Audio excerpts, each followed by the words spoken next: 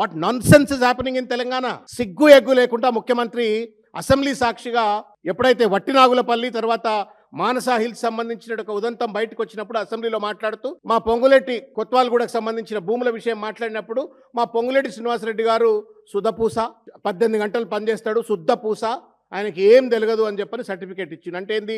దొంగలు కలిసి దేశాలు పంచుకున్నట్టుగా వీళ్ళిద్దరు భూములు పంచుకునేట్టుగా ప్రయత్నం. ఇదేం చిల్లర రాజకీయమే? ఎవడో కింది స్థాయిలో నాయకుడు ఎవడో చిల్లర పనులు చేస్తున్నారు, ఏమైనా భూమి కనబడితే కబ్జాలు చేసే ప్రయత్నం చేస్తున్నారు అంటే అర్థం ఉన్నది. సిగ్గు ఎగ్గుండాల. 1000 కోట్ల రూపాయలు దండుకున్న తర్వాత, రెవెన్యూ శాఖ మంత్రి పదవిలో కూర్చున్న తర్వాత, ముఖ్యమంత్రి పదవిలో కూర్చున్న తర్వాత, you are the bloody damn custodian of the government land. ప్రభుత్వ భూములను కాపాడేటువంటి ఒక primary responsibility is the government. నువ్వేం ఓనర్ కాదు ఇక్కడ.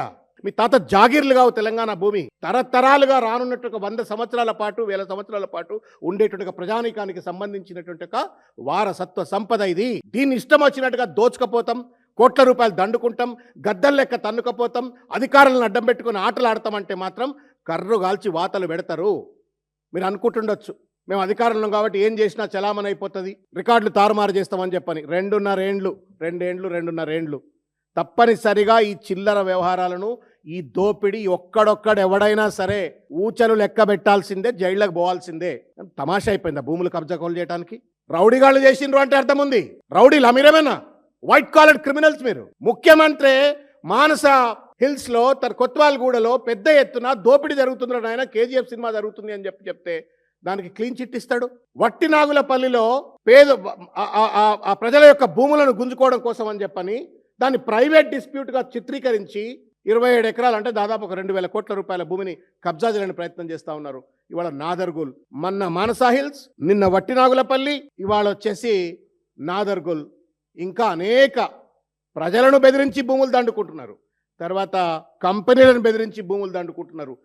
ఈ దండుకున్న సొమ్మంతా ఎక్కడ పోతుందో తెలంగాణ సమాజం దయచేసి ఒక్క నిమిషం ఆలోచించండి. మన రక్త మాంసాలు, మన పిల్లల భవిష్యత్ తరాల భూముల సంపదను దోచుకతిని బీహార్ ఎన్నికల్లో ఖర్చు పెట్టినరు, ఇవాళ కేరళ ఎన్నికల్లో ఖర్చు పెడుతున్నారు. ఇవాళ ఎవడబ్బ సొమ్మిది? ఇదే నా ప్రజాపాలన అంటే? ఇదే నా పారదర్శక పాలన అంటే? ఇదే నా జై సంవిధానం అంటే? ఏ రాజ్యాంగం చెప్పింది భూములను దోచుకపోయి దొబ్బి మీరు కేరళ ఎన్నికల ఖర్చు పెట్టమని చెప్పని? ఇది మన రక్తం, మన చెమట, మన సొమ్మిది. మన సొమ్మును తీసుకుపోయి కేరళ ఎన్నికల ఖర్చు పెట్టడానికి అత్త సొమ్ము అల్లుడు దానం చేసినట్టుగా రేవంత్ రెడ్డి దోపిడి సామ్రాజ్యాన్ని కొనసాగించడం కోసం, ఏఐసిసి నుండి ఎండార్స్మెంట్ తెచ్చుకోవడం కోసం మన రక్తమాంసాల నుండి ఉన్నట్టు సంపదనంతా దోచుకపోయేలా కేరళ, బీహార్లో ఖర్చు పెడతా ఉన్నాడు. ఢిల్లీకి ఏటీఎంగా మారిపోయినరు. ప్రశ్నించినటువంటి వాళ్ళపైన ఇవాళ హరీష్ రావు గారు ఇంకా అటువంటి వాళ్ళపైన కేసులు పెట్టి అరెస్టులు చేసి వాళ్ళ ప్రజా సమస్యలను లేవనెత్తకుండా చేస్తూ ఉన్నారు. ఇంత పెద్ద ఎత్తున ఈ దోపిడికి పాల్పడటం ఇది మాత్రం బహుశా ఒక మంత్రి స్థానంలో ఉండి, జనరల్గా ఏమవుతుంది, కుట్రపూరితంగా ఎవరికి తెలవకుండా ఏదో డాక్యుమెంట్లు దొంగతనాలు చేసుకుంటారు, అది బయటికి రాదు. మీడియా వాళ్ళు ఏదైనా రాస్తే దానిపైన ఏమైనా చర్యలు ఉంటే, ఎంక్వైరీ ఉంటాయి. ఇది నిర్లజ్జతనం అండి. ఇది మానసా హిల్స్ అయినా, కొత్వాల్గూడ అయినా, లేకపోతే నాదర్గుల్ అయినా, వట్టినాగులపల్లి అయినా నిర్లజ్జతనం. మేము బరి తెగించి తిరుగుతాం, బట్టలిప్క తిరుగుతాం, మమ్మల్ని ఎవడు అడగొద్దు అన్నట్టున్నది ఈ ప్రభుత్వ వైఖరి. Hi, this is Swathi.